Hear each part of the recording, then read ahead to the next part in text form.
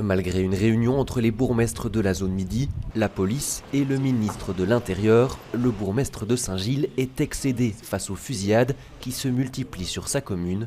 Il réitère ses demandes au fédéral.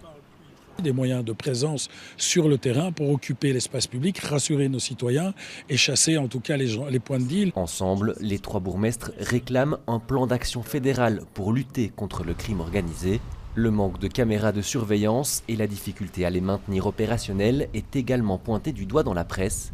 Invité sur notre antenne ce matin, le ministre de l'Intérieur, Bernard Quintin, appelle plutôt les pouvoirs locaux à prendre leurs responsabilités. Moi, je prends les miennes. Est-ce qu'il y a encore d'autres choses à faire? Bien entendu. Et je suis à l'écoute. Je suis à l'écoute. Il est temps que le ministre de l'Intérieur commence à travailler. Allez, soyons sérieux. C'est pas avec ce genre de paroles qu'on le fait.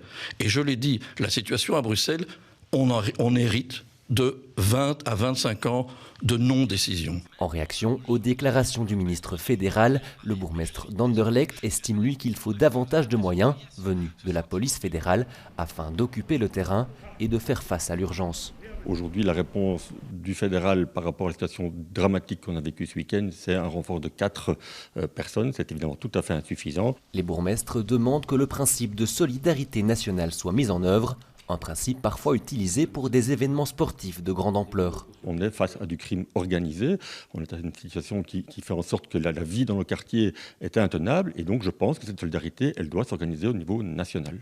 Il faut que l'État belge, dans son entièreté, prenne conscience de la nécessité. Ce qui arrive à Saint-Gilles peut arriver partout ailleurs. Le procureur du roi de Bruxelles donnera une conférence de presse ce vendredi pour faire le point sur les mesures prises et sur les besoins urgents.